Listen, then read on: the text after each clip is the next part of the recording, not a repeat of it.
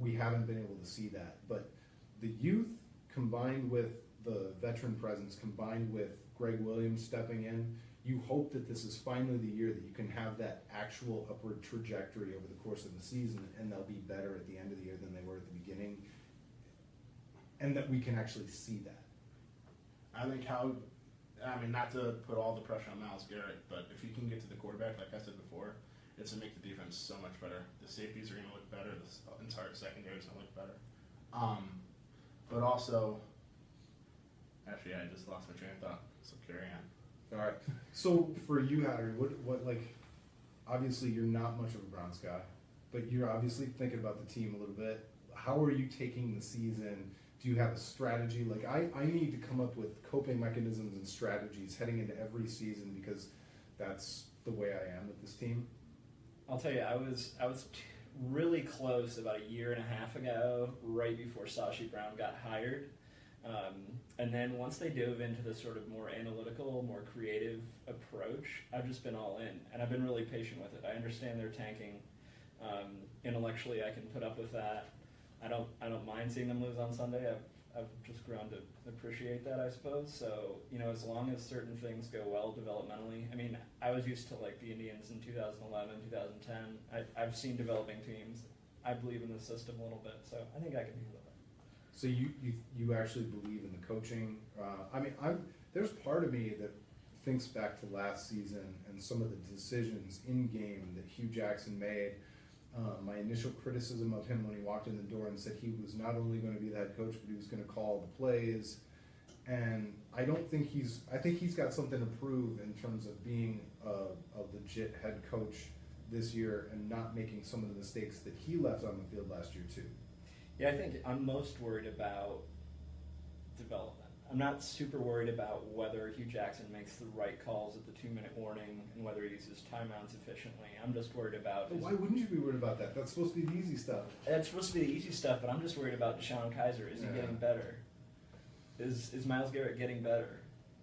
Winning 4 games or winning 5 games because he uses clock management right. It's just not something I'm worried about. But if he can't do the clock management, he might get himself fired and they might have to turn over to 40% of the roster again. I'm not thrilled about that, but if we get to 4 wins with Deshaun Kaiser, I'm fine. See, I think of a football team as from the owners to the general manager and the personnel people to the coaching staff to the roster is this cocktail. And then if you have a perfectly made cocktail, but you've got a rotten lime, you got to throw the whole thing away and start over. That's the way the NFL feels. And so if Hugh Jackson is a broken stir in your drink, we could be in for another disaster. The Browns will have their 26th offensive coordinator that Joe Thomas era. Yeah. How funny was that quote? That was great. That was great. Joe doesn't care. He's the man. He's so awesome. As we said behind the scenes, he is out of Fs. He's just completely out of Fs to give. Don't practice. Don't play in the preseason. But he's gotten good at it too, because he used to just be full-on team guy, support, and now he doesn't trash anybody, but he's found his way to go, hey, trust me, I get it. Things have been bad. Nobody knows better than I do. But he used to just be yeah, I support Mike Pettin. I support Pat Shurmur. He's been a good team guy. He's never trashed anybody. How many head coaches has he said that for? He started with Romeo, then went to Mangini, went to Shurmur, went to Pettin. No, I forgot Chud, Pettin. Oh my goodness. That's yeah, it's pretty astonishing. And yeah, Joe Thomas is still... And even in Pettin's 2 years, he had 2 different offensive coordinators, right? Kyle Shanahan was only the second one. Who was the first one? I don't even remember. Oh, I don't remember. I could think of it. Brian Daboll? No, he was with somebody else. I'm at a loss on this one. I have no idea. Brian Daboll was with Shurmur the second year. Shurmur was his own offensive coordinator the first year. Daboll was his offensive coordinator the second year. It gets mind numbing. I bet Joe Thomas has trouble putting them all in order. Someone should ask him that. Yeah. The offensive coordinators have. Name the offensive coordinator. In order. That'd be like trying to remember Spurgeon Wynn on the quarterback jersey.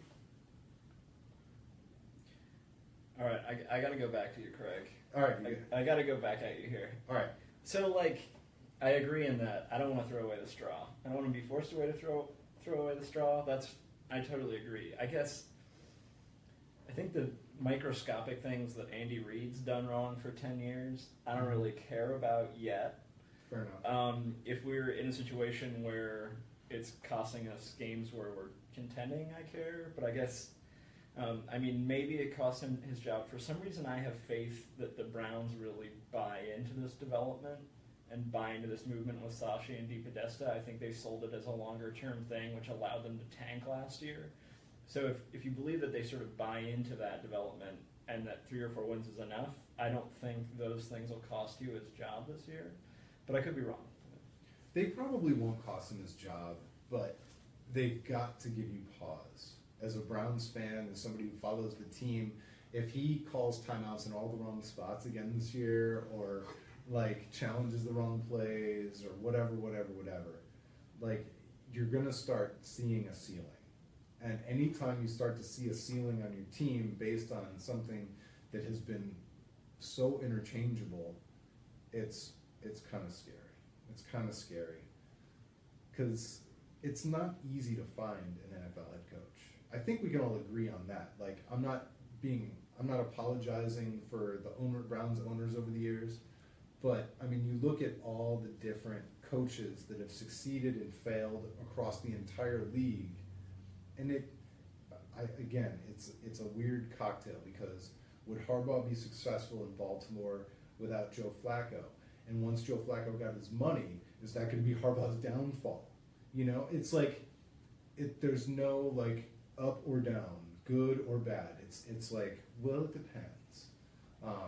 So I don't know. I've just talked myself into circles, I think.